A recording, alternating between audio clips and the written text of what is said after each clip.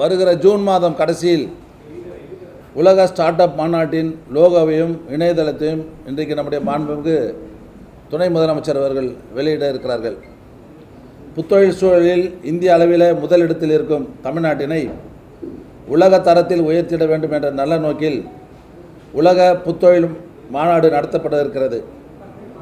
இந்த மாநாட்டிற்கான லோகோ மற்றும் இணையதளம் இன்று நம்முடைய மாண்புமிகு தமிழ்நாடு துணை முதலமைச்சர் வெளியிடுகிறார்கள்.